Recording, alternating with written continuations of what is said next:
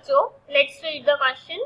The question says which of the following best describes the difference in the way B cells and cytotoxic T cells deal with invaders? Option A, B cells confer active immunity, T cells confer passive immunity.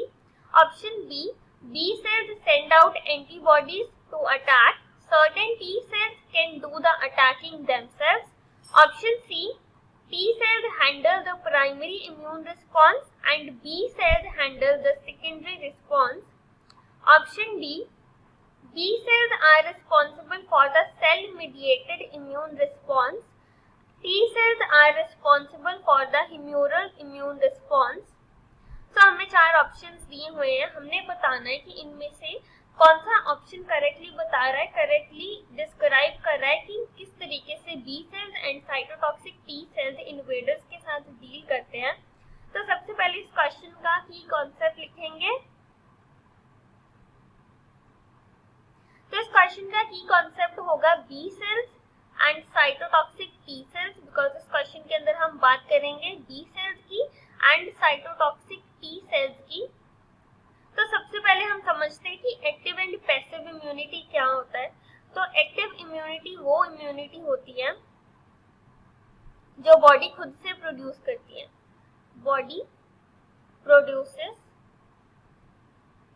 Themselves, body खुद से produce करती है. जैसे कि vaccine, vaccine के अंदर क्या होता है, इनएक्टिवेटेड पैथोजेंस को बॉडी के अंदर इंजेक्ट किया जाता है. वो जो फॉरेन पार्टिकल बॉडी के अंदर एंटर करता है तो उसके अगेंस्ट एंटीबॉडीज बनती है. तो यहाँ क्योंकि एंटीबॉडीज खुद से बन रही है, हमारी बॉडी खुद से बना रही है, तो इसलिए इसको बोलते हैं एक्टिव इम्यूनिटी.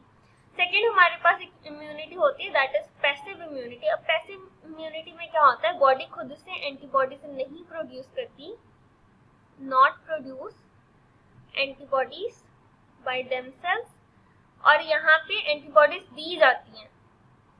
मतलब जैसे अगर हम बात करें, यहाँ पे एग्जाम्पल आ जाएगा कोलोस्ट्रम का. कोलोस्ट्रम क्या होता है, मिल्क, जब न्यूबॉर्न बेबी होता है तो जो फर्स्ट मिल्क बेबी को दिया जाता है दैट इज कोलोस्ट्रम. मतलब जो जब मदर ब्रेस्ट फीड करती है उस टाइम पे जो फर्स्ट मिल्क आता है उसको बोलते हैं कोलोस्ट्रम. उसके अंदर बहुत सारी एंटीबॉडीज होती हैं.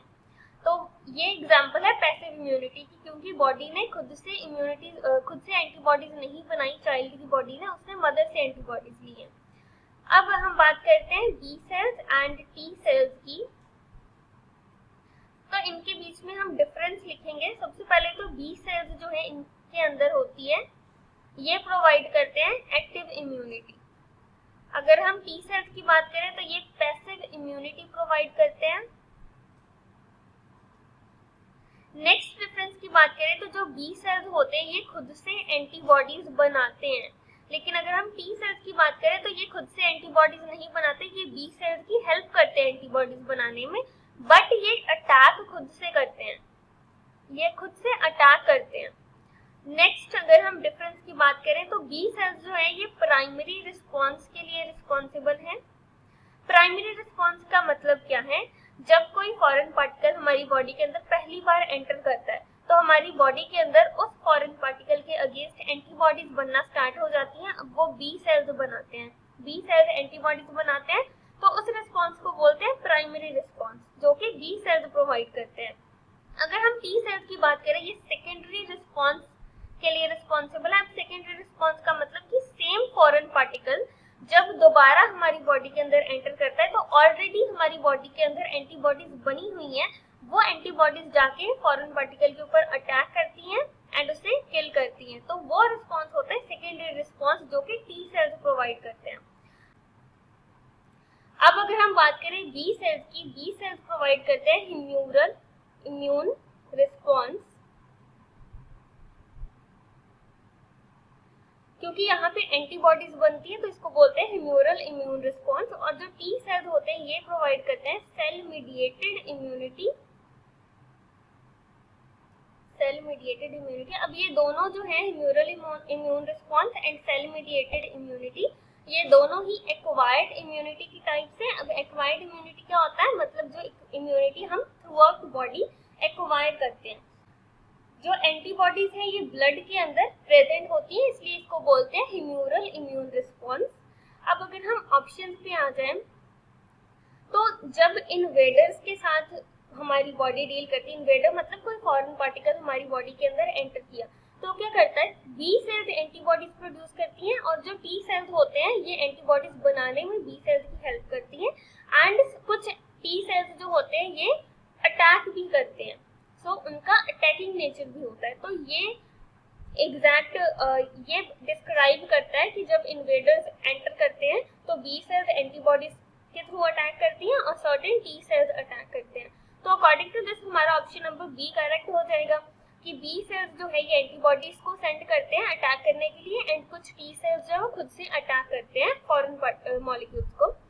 अब फर्स्ट ऑप्शन है B cells active immunity provide करते हैं, ये भी ट्रू है। T cells passive immunity provide करते हैं, this is also true, but ये करेक्टली डिस्क्राइब नहीं कर रहा जब इन्वेडर्स अटैक करते हैं तब क्या होता है। सो नेक्स्ट थर्ड है T cells primary immune response provide करता है, तो ये तो इनकरेक्ट है because B cells primary immune response provide करते हैं और T cells secondary immune response provide करते हैं।